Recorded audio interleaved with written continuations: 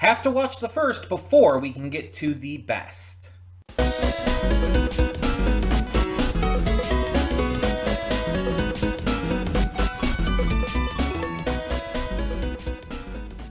Hey everyone, welcome to Princess Gay. I'm your host Connie, and today we are here with my blind reaction to Nia Sha.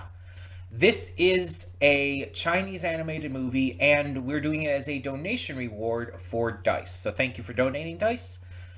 Nia Sha is a movie I've never heard of until just recently, because the sequel, Nia Sha 2, is the highest grossing animated film of all time. This movie just released in theaters I don't know, like a month or two ago, something like that. And it has just become so massive to the point that it's broken all these like records with that. And that's insane to me. The fact that it surpassed like some of the biggest animated movies out there to become this huge. And I have no idea what this is about in any way, shape, or form. I've seen like the design of, I assume, the main character, who's this like young gremlin looking child. I know nothing about them. I don't know what this story like centers around. But I'm very interested. I'm very curious to see like what they do with this, because I want to see like why the second film is so popular. But like I said in the cold open, before I can do that, I have to see the first one, because I assume it's going to be some level of an ongoing story. So I don't know what to expect, because again, I haven't heard of this movie at all until that, and once it started like blowing up, it's pretty much a case of, oh, I'm going to try and avoid hearing anything about this movie because I feel like it's pretty obvious I'm going to react to it. And then uh, Dice ended up donating for it as part of this March double reward month. And it's like, okay, well, we're getting to it. I'm very excited to see um, what this is, though. Because if it can really live up to the hype, I mean, I'm all for it. Like, I watch a lot of Japanese content all the time. One of my favorite shows is a Chinese show with Link Click. And so it's like, I'm all for seeing a lot of this great foreign animation. I think we really, as Americans, need to highlight this a lot more than we do. Because we look at American animation and try to act like it's the best out there, and sometimes you like miss a lot of amazing content because of that. Whether it's Japanese animation with anime series and films, whether it's donghua from China, or anything else. Like I've seen like some great Korean animated stuff, like Soul Station, and it's like there's so much potential in the world for great animated films and shows. And again, I just feel like we as Americans tend not to give enough attention to works from these other countries. So, yeah, hopefully this ends up really living up to the hype. Again, no clue what to expect from it. The character's design kind of makes me think of Nimona, interestingly enough. Um, Nimona is a fantastic film based on a webcomic by N.D. Stevenson, and is just, phenomenal. It's definitely one of my favorites up there, and it's like, it's so close to being on my perfect list too, but it's like just a little bit off for me. But the fact that this character reminds me of Nimona is really interesting, and I wonder if like the character's personality is going to be anything like that. Again, no clue what to expect here. I I'm going into this very very blind. So, let's get into it and see what we have in store. Hold up just a sec. Before you click that link down in the description below to get to today's video, I want to remind you of all the awesome content we have both on this channel and the Princess of Gaming channel. Let's check it out.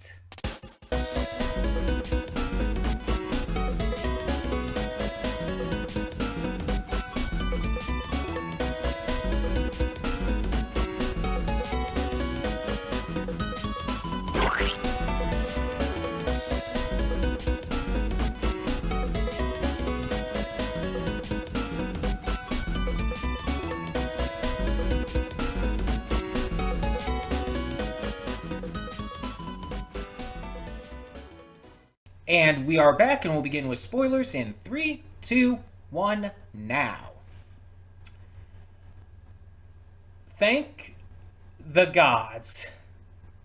This was great. Because the reason, one of the big reasons I wanted to see this was because of the second movie becoming the highest grossing animated film of all time. And it's like, when something like that happens, you have to check it out. And so I went into this, I'm like really hoping that it lives up to kind of like the expectations and accolade like that can set. Because not every movie that like does super well, in my opinion at least, is great. Just because it does well does not mean that it's high quality. It's entirely subjective by nature. And so it's up to a person-by-person thing. It doing well just means that it's been, let's be honest, seen a lot. It just means a lot of people went to the theaters and saw it. It's based on, you know, how much it grossed in theaters. It's not based on the quality of the film. Bad movies can get very high-grossing theater amounts. And movies that have really poor theater showings can end up actually being really good. It's, again, it's subjective, it's a person-by-person thing, but this movie, this movie is great, but it's not just great, it's phenomenal. Like, it blew away any and all expectations I could have possibly had. I'm a little surprised that the Supreme God, he didn't return by the end. I assume he's probably going to be in the second one. I'm really surprised he didn't return though. And I'm really curious to see how Niesha and Ao Bing get new bodies in the second one. The dragons are gonna be like the main villains alongside Bang Bang or whatever his name was. I'm just telling you now, I'm not gonna remember most of these names. It's just I have a hard time with that as it is. But yeah, this like exceeded any expectations I could have had. Mind you, I didn't really have many because I went into this not knowing anything. Like, all I knew about this movie is I'd seen the design of Nisha prior to seeing the film.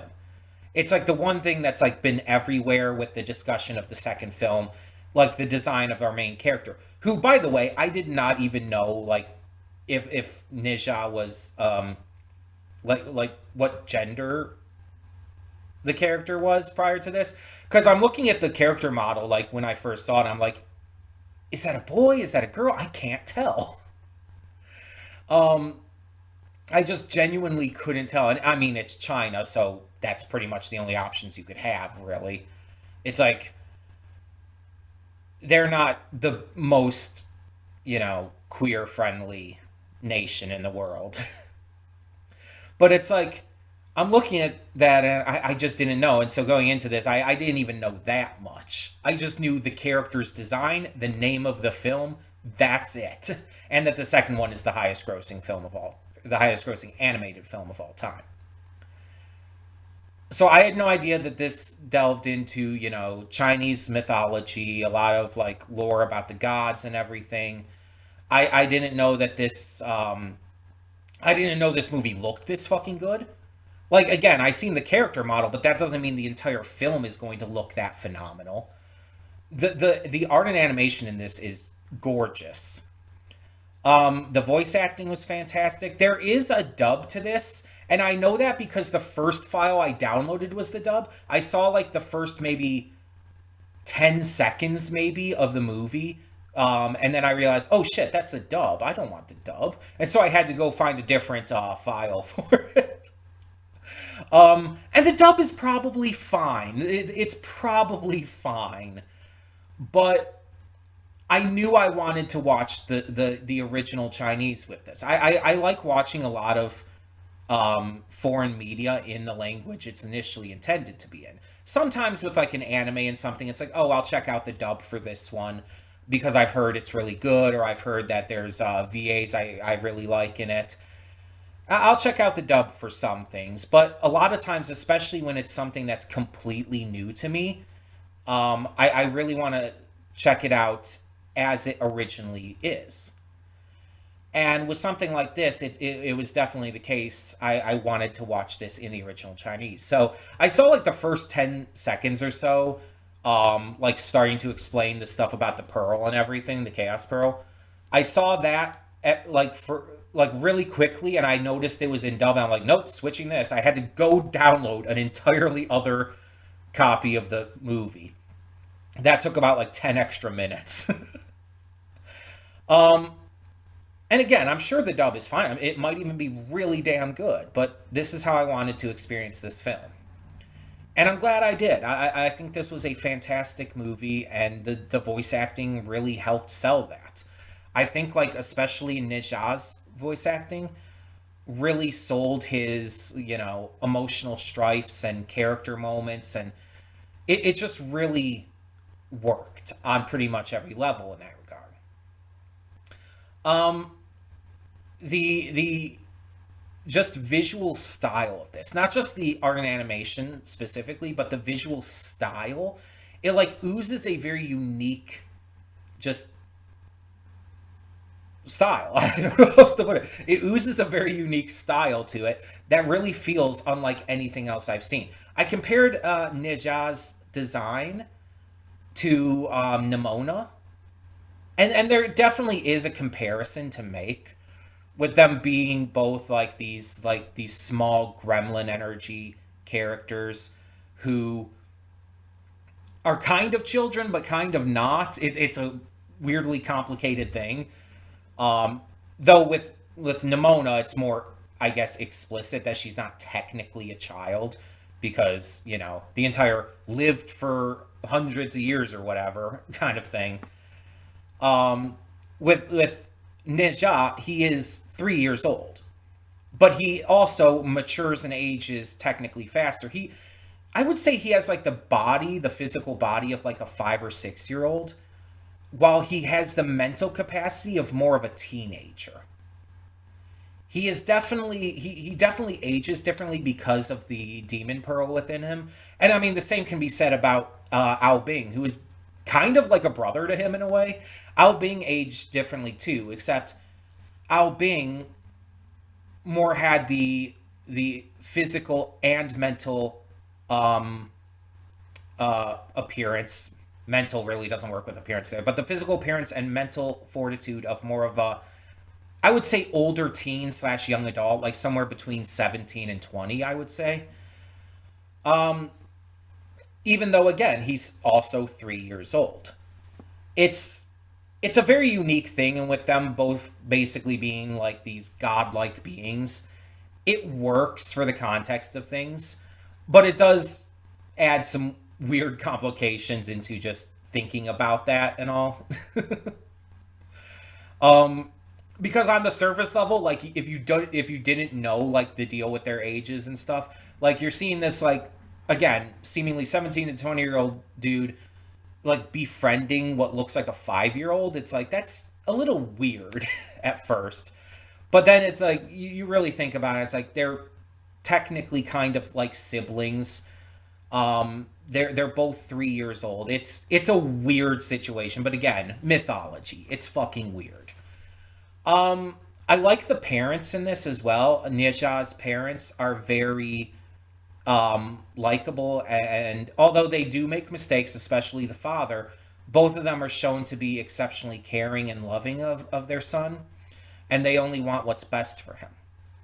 Um, and genuinely, not like a parent saying, "Oh, I know what's best for you. You should listen to me." Not that kind of thing. Like actually, like genuinely, the father was even planning on taking his son's spot and like swapping their fates so that he would take on the lightning instead.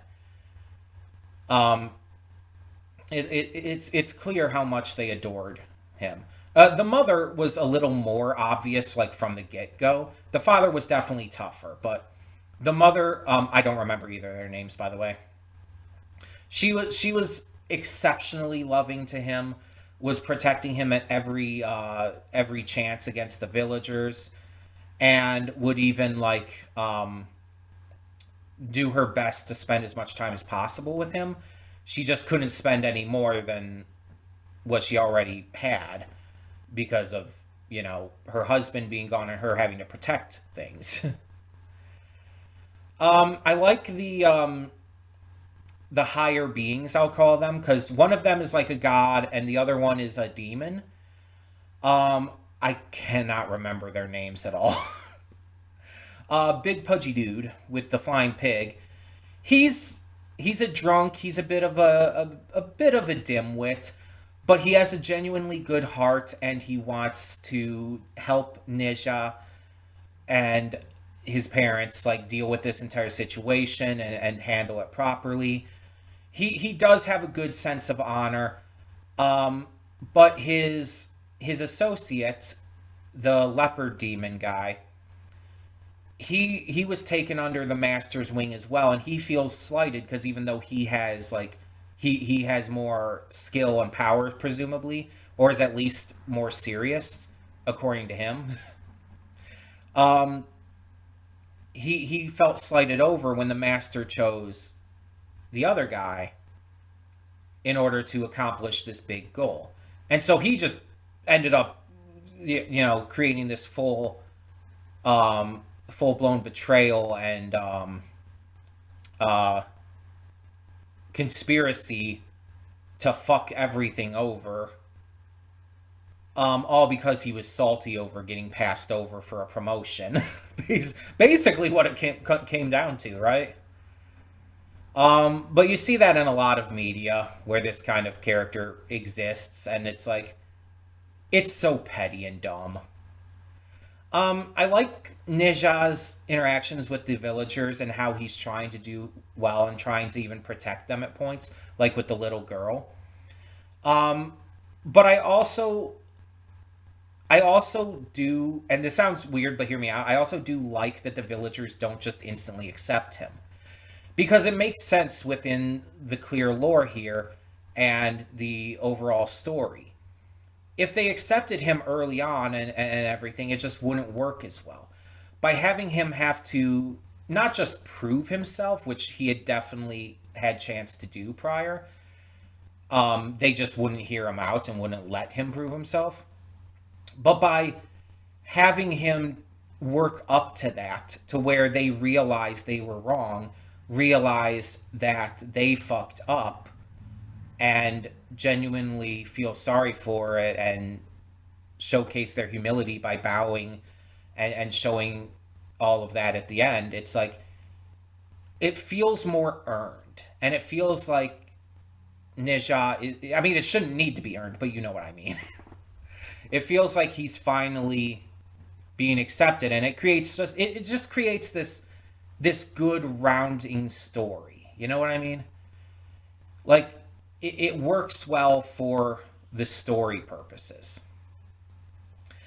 And I like how we see from the beginning, Ao Bing is not a bad guy. In fact, he questions everything constantly. Not like verbally questioning his father and the other dude, but he very clearly like expresses his discomfort with certain things. He makes friends with Nietzsche so easily, and clearly doesn't see like the badness in him. And he basically has to be manipulated into shit. But so does Neja. Neja is on a good path and is manipulated by, the bad guy. And that combined with his already, hurt feelings over the villagers treating him terribly and his parents, locking him up and shit, he's he's easy to manipulate at that moment. He's easy to, trick into having these bad feelings, and it causes problems. Um there's a lot of setup here for the next film, a lot of things that weren't quite like gone into. The dragons were definitely the biggest thing, not only at the end with the credits scene, but they were set up like big time for like the entire film. Like they were being built up, but it soon became pretty clear it was going to end with the battle between Ao Bing and Nia Xia, and it wasn't going to like really come into head with the dragons in this one. So I kind of put together pretty quickly that that was going to be in the next film. And so I'm very excited to see how that ends up going down. How that ends up like being showcased visually, not only for the upgraded visuals that are clearly going to happen, but also I'm wondering like how narratively it's going to work. Because again, first of all, we need to get new bodies for Ao Bing and Nia Xia, and so that's going to be interesting to see how that comes into play. Now, the second movie is it's either still in theaters or just like came out of theaters or something in China. So we're probably not going to get that like right away um on like online and everything on um streaming or whatever. Um but when that does come out, and I'm going to be paying attention for that, that is definitely going to be reacted to as well. It's just it might take a little bit. I don't know exactly how long. It's hard, if not impossible, to actually guess right now. Um, but yeah, I'm definitely gonna get to that. I'm definitely excited to see more from this world and these characters. Like I've seen a lot of media with characters like Ninja where it's like, oh, you're misunderstood, you have like an intense power in you, and you can't like inherently control it, or people like judge you based on like one event. Honestly, it kind of reminds me a little bit of Gentry Chow versus the Underworld, which we've been reacting to on the channel. Kind of reminds me of that to a degree. So that's interesting. Even fire powers. um, but yeah, it's like I've seen various things like that, and this is one of the better like versions of that, I would say. Like on top of all the like technical like high points I mentioned, like the art and animation, the voice acting, the writing and dialogue, the story, the characters. It's like this movie is also just a lot of fun. It's just very entertaining to watch. It's exciting. It's a great time. There's some juvenile humor, like with the farts and everything propelling the ice ball, and then the other dude accidentally breathing it in. It's like okay, that's a little juvenile, but like a lot of the humor, I'd say most of it in this was actually really good. There was a lot of really fun humor. Um, I really like Nisha's chaotic energy. I kind of dig little gremlin characters like that. Um, One of the reasons why I love Nimona so much. And I've been comparing this so much with Nimona, where even though they're obviously different in a lot of ways, where would I compare it like just off this first watch to that film in terms of quality? As wild as it might be to say, I kind of put them pretty much back to back. Nimona is one of those films that is like so close to being perfect for me. I have a list of films that I do consider perfect, and Nimona's like just off that list. It's just barely not there. And honestly, like there's, I feel like a couple things that could have been helped if it were a little tiny bit longer, and that's kind of my reasoning for it. A couple things that could have been like made even better and made like more impactful, maybe a little more information given on certain things. But I absolutely adore Nimona. It's a phenomenal film. If you haven't seen it, check it out. It's on Netflix. Um, This I would put right up to that, but for different reasons. I love Nimona for a lot of its messaging and theming, especially when it comes to the queer community. The film is extremely queer and very unashamed of that, which makes sense considering it's originally created as a comic by N.D. Stevenson, who is trans and also created She-Ra and the Princesses of Power. Makes sense. But a lot of that messaging and theming, as well as just the overall character writing, is what won me over for Nimona. This one is just fucking cool. Like, again, the character writing's great, has some great messages and themes, but the biggest appeal of this for me is it's just so cool to watch. It's so fun. It's so entertaining. It's just a joy to experience. Like the other stuff is great and obviously adds a lot of depth and nuance to it, but first and foremost, it's just entertaining as fuck. Uh, and Nimona was entertaining too, but Nimona's like themes and messages were like a bigger draw for me, and that's the big difference for me. But I would still put them pretty much neck and neck in compared to like just my thoughts on their overall quality, which is saying a lot. That just shows how much I genuinely loved this film. It was just so well made on pretty much every level. And if the second film is even better, that's going to be insane because you know what it kind of reminds me of with people like gassing up the second film so much and it becoming the highest grossing animated film of all time. It reminds me of how people would say that Paddington 2 is genuinely one of the best films ever. There's like genuinely people who would unironically say Paddington 2 is one of the best films ever made. And that it's just so significantly better than the first. And I watched those first two movies. I haven't seen Paddington in Peru yet, but I definitely will. But I saw those first two movies, and I don't remember exactly what I thought at the time after seeing the second one. But I would say that I think it is a little bit better, just barely. I don't think it's as big of a difference, but I think it is a little better than the first movie.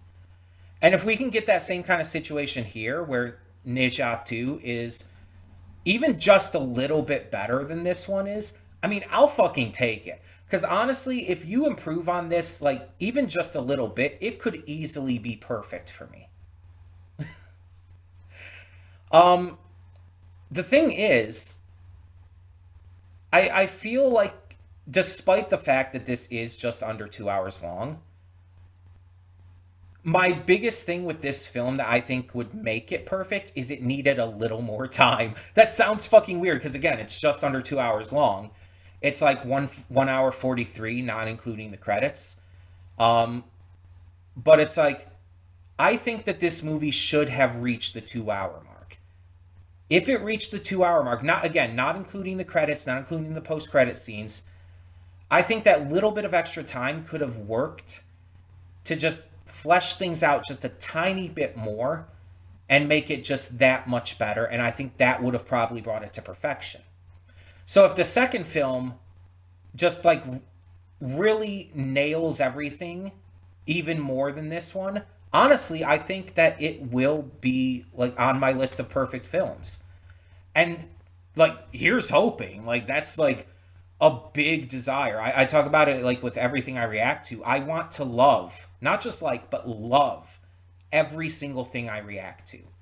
I go into any movie or series or YouTube video hoping to love it. And so when I don't, I end up being disappointed. Um, but when I actually do find something that really wins me over this hard, it's like the greatest feeling in the world. And yeah, you could say that's putting like high expectations on the stuff I watch. And to a degree, sure. But I always judge a movie based on its own merits. I very much make sure to do that. And based on my perception of its merits, I should specify, because it is, like I've been saying, subjective. It's all based on personal opinion. So it's like I go into the movie, yeah, I'm hoping that it's going to be the best, but I'm not necessarily expecting it. I'm still like going into it and letting it speak for itself, letting it show me if it's going to be good or not based on the script, the characters, the visuals, anything that really matters for the film and what it's about. And like I said, this one exceeded my expectations. Not every movie is like that, but this is what I want every film to be like. This is what I'm hoping for. And so when I see a movie like this, it's exciting. And I hope I can find like more reactions come up to this movie because I'm sure there's going to be people who after hearing about the second movie like doing so well, there's going to be people who are like, "Oh, we should react to this first one." And then eventually check out the second one as well. And I hope like a bunch of more reactors get to this because I really want to see other reactions to this. Even just reviewers. I would like to see reviewers tackle this too. I just want to hear people talk about it more and give me a chance to watch it again, even if it's just a cut up reaction. Um, I'm definitely going to be showing it to my sister. Like, my sister and I will tend to watch stuff every now and again. And when I find something really good, I like to show it to her. I definitely want to show this to her. um, though that's probably not going to be this weekend. We hang out every weekend. This weekend, I think we're going to end up finishing Baldur's Gate 3 and probably starting Cult of the Lamb, because that's what we're going to be playing together next. Um, Not really important to things, but yeah, I definitely think maybe next week I'll show her Nisha, because I really want to show her this now. I showed her Nimona, like that was when I showed her, and she even admitted how good that movie was. She loved it too. And she's a little more discerning, we'll say, than I tend to be. I tend to be a lot more accepting of flaws, I guess you would say, than she is. But yeah, I really want to show this to her because I'm excited about this. I really love this. But I would love to hear your thoughts as well. Dice, thank you so much for donating for this. And I want to hear I want to hear your thoughts. I want to hear everybody else's thoughts. Tell me in the comments below what you thought of this film, its messages, its themes, its art and animation, its style, its zany character fun. Let me know if you have like heard of this kind of mythology before. But if you know anything about like where the story of the character might go, or if you know about the second movie already, no spoilers, please. Just to be safe, I have to say that. That being said, thank you so much as always for tuning in. And for now, I'm Connie and I'm signing off. See y'all next time.